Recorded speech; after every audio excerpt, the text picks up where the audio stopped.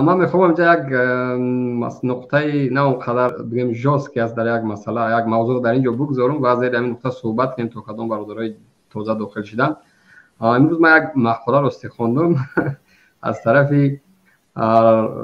وزیر فرهنگ، حتی برای مردها لباس یگانه معین کردند.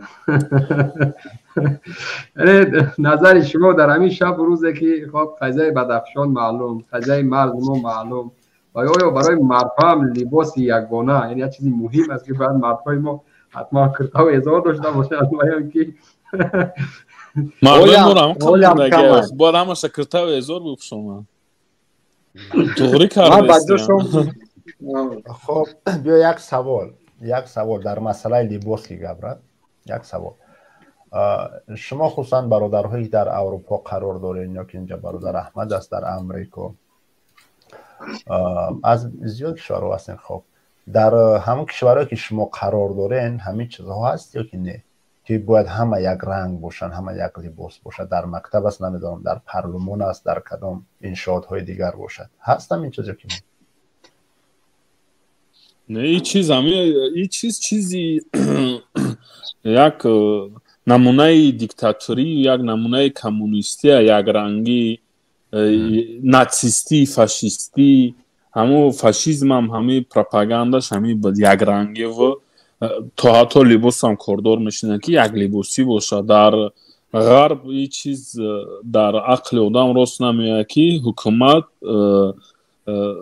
دیکتات کنه که مردم چه خیلی باید لباس بپوشه و با تیمبولی که یک خیلی بپوشه. این چیز ما در کره شمالی مشاهدت میکردیم، بعدا در ترکمنستان و امروز السلام علیکم در تاجیکستان.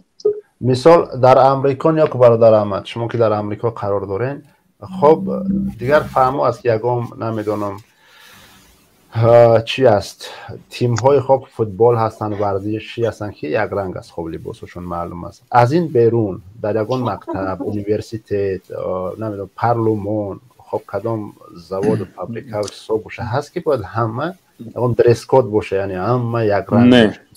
در مکتب ها حتی همی ما گوداکا را میبینیم که پیژامه یعنی لباسی که شب با خواب میروند با اون پیژاماش در بالاش یک کرتکه میپوشه، با اون پیژامش درس میروند و یگان کس حقی او را گفتن نداره که تو چرا خیلی پوشیدی. عجیب. در طرفای اروپا را هم فکر کنم تقریبا همه کشوراش با هم مانند باز هم امریکا چطوری که برادر احمد گفت، یعنی یگان درس کد معین نیست، نه چی در مکتب و چی در کارخانه‌های دولتی و غیر دولتی، یعنی کسی حق نداره که مثال بیا یک کارگری چی باید حکومت باشه یا چی باید غیر حکومتی بیا بگش که مثال صاحب کار باشه و یا اینکه باز هم یگان سردار یگان اداره دولتی بیا بگه که فلانی تو باید چیکار کنی، باید به همین یک کاستم گروهی معین یعنی وارد کارخانه شوی. اگر لباسش غیر اخلاقی باشه چی؟ غیر اخلاقی اكو دیگه وابسته هم فکر کنم غیر چیکار بگم هر یک کارخانه چی باید ساختار دولتی باشه چی باید غیر دولتی، ما فکر کنم باید پیش از اون که یک از کار قبول میکنم اخلاقش اول میبینه که تو که فکر کنم دیگه یعنی در مکتب در همین گونه انشاءات های دولتی و خب دیگه چیزای شخصی دیده میشه یگان چیزی که حیرت آور باشه، یعنی چیزی که در عقل ما راست که ما بگیم نباید به این گونه لباس وارد چنین انشاءات ها بشه. در عقل ما در همین اروپا در افستریا ما قرار دارم و برادرایی که در جمع میبینم در آلمان هم هستن عیناً همین چیز دیده میشود. با ما بسیار خیلی در عقل ما راست نگرفت وقتی که ببینید در اسنگ در عموم نه تنها در تاجیکستان ما میبینیم که در اکثریت کشورهای سابق شوروی یعنی یک درس کد برای مخصوص برای هم کارمندان پلیس و نمیدونم نظامی ها یک درس کد معین، یعنی من یگان توش نمیبینم خیلی بعضنش برود شاید داشته باشه در عموم همین ریش من است. ولی در دولت های اروپایی دیده میشه که هر یک پلیس هایی که ریشش میگو یگان شیخ حضرت توی نمیجه شد مثال بعضنش هم میبینی که شاید در دیجه شگام چی داشته باشه چی میگنش بله، یعنی خلاص که بسیار خیلی مردم دیده میشود که آزاد و بگیم با اختیار خود هستند. البته که با اون لباس کارمندای پلیس میگردن، ولی دیگر رو ریش شد بگیم چیزشون دیده میشود که در اختیار خودشون است و کسی باید با یگان دریس کد معین مجبور نمیکنند که مثلا در دولت‌های ما باید بریش باشی، خیلی ریشت باید یگان ترتیبی معین داشته باشه. در جای خیلی نیست. باز میگم که برادرها هم شاید مقایسه کرد دیده باشند در یگان جون ریششون تا اینجا میگه که تازه یگان در پارلمانشون چی؟ همچنان در پارلمانشون هم آزاد است در مسئله ریش و کرته و دیگر چیزا لباس. خب در مورد چی قانون برآوردن؟ یعنی مردها باید چی لباس پوشن؟ من که جای دیدم اما خود توجه نکردم این چیزا. نشستی وزیران و رئیسان بود. اصلا وطن با سبب هایی که گویا کرونا ویروس است 13 نشست در یک روز آوردن که تمام وزیران رئیسا در یک روز بعد 13 نشست برگزار شود. و امروز وقتی سیر کردم داخل فیسبوک اما وزیر فرهنگ ژورنالیست بیچاره نمیدونه کجا بوده و بله مثل همون روبایی که بعد از دشت کردن فرار میکنه، این وزیران و رئیسان هم همین گونه میخوان از مردم فرار کنن. عادتا یا مقصدشون اینه که کرونا ویروس باشد و وزیران و رئیسا مریض نشوند. اگر کرونا ویروس میشه در دوره شما جشن صدا و نمیدونم گل گلدسته جشن میشه هزارها نفر جمع کرده. خب یا چون در نشست قبلی بعد سوال‌های بود که جواب دادن نتونستن و شرمنده شدن و خواستن فرار کنن، در این روز گذاشتن و وزیر فرهنگ هم پیشنهاد کرد که ما برای زنها یک فرمای معین خب با ترتیب در آوردیم و برای مردها هم در تعریض در برنامه است. حتما در کوتاه‌ترین فرصت که لایحه آماده و پیشنهاد شد که ما برای اینها چکن و تاقی و اطلس آماده کنیم و یا اینکه نمیدونم جینس و کاستوم و کدام چیز دیگر و آینده پیشنهاد میکردن. برای ما یک چیز حیرت آور است که ما از همه زیادتر لاف میزنیم میگه میشود که ما خودمون مردمی تمدن و تاریخ کهن داشته و دیگر در اطراف فرهنگ زیاد حرف میزنیم، اما تا امروز ما نمیبینیم که در یگام نشست ها چوربینی ها کدام مادر خواهر ما به همون لباسی که ما میگیم یعنی فرهنگ ما میگه حداقل در سر یک کس ما روی مال نمیبینیم، حداقل برای دیگرگونی 4-5 نفرش داشته باشه هم چیزا نمیبینیم. یعنی با لباس هایی که هستن زمانویش کرده یعنی با گفتی خودشون نمیدونم متاسفانه که یعنی چی میخواهن این شما نفهمید. ما پیشتر یک صحبت یا چند سال پیش من در خصوصا در همین مسئله صحبت داشتم و اینا شرح داده بودم به مردم که به چی خاطر حکومت ها میخواهن چگونه میخواهن مردم در کنترل بگیرن، از چی شروع میکنن. به بهانه ایدها یک روز میگن که ما فردا یک اید داریم باید همه لباسی سبز داشته باشن، دیگر همگی لباسی سبز میپوشن. یک روز دیگر میگن که ما یک اید دیگر داریم در این اید باید همه لباسی سرخ باشیم. این قدم های اولی است که مردم باید عادت میکنن، میگن باید همین گونه باشد، بعد آیسته آیسته اینها در همین قالب ایدانه میقپن. یعنی این طرزی کنترل کردن مردم است. به بهانه ایدها آیسته عادت میکنن، دیگر از زیر این بیرون رفتن نمیتونن. دیگر برادرها صحبت کنن.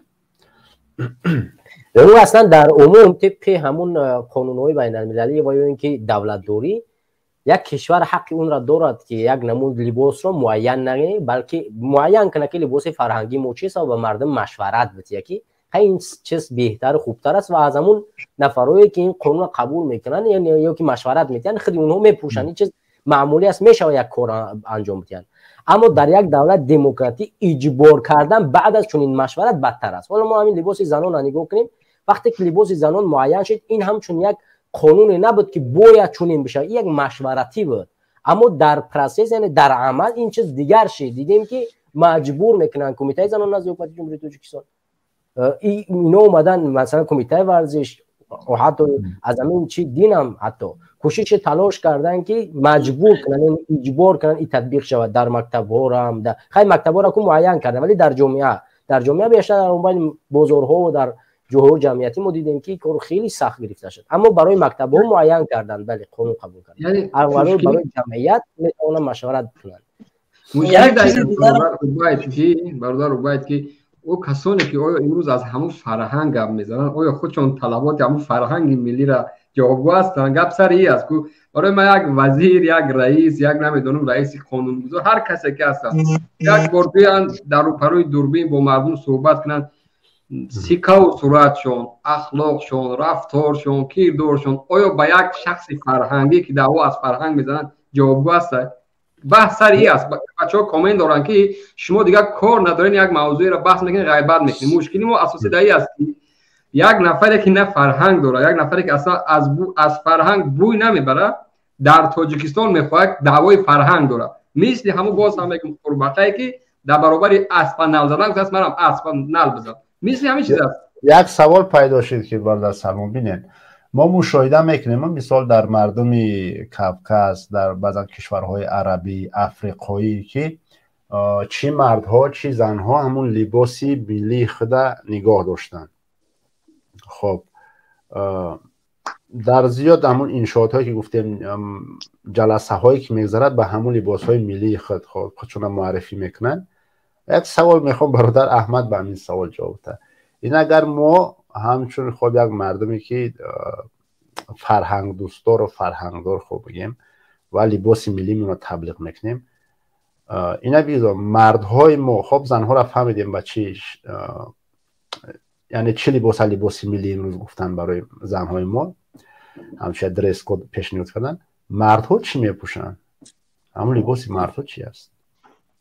او یک نمود جمعه ها بدن کو اطلسی یا که رنگارنگی یا نمود یک چند سال پیش برام آمد یا باید نمود دیگهش بود خیلی رنگ رادوگا بود، سویتی رادوگا بود، نمود ملی ایخمون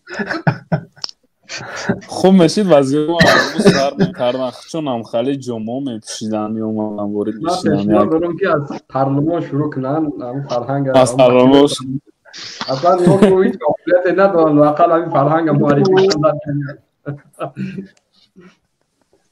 یکی از سبباش من فکر میکنم به خاطر این است که شاید از همین اولاد ایرا بیزنس کنه. حتما وقتی مردم پیشنهاد شود که مردم یک لباس بپوشن مثل مکتب مثال میزنه تجارت الکی دست خودشون است. در تمام مکتب‌ها برای طلبه‌های مکتب باشد لباس میدوزن میفروشن، یعنی این تجارت کلان است، فایده کلان داره. دیدن که تجارت خوب است برای مردم پیشنهاد میکنن، برای زنها برای مردا دیگه آهسته آهسته فکر میکنم یکی از سبباش هم شاید تجارت باشه.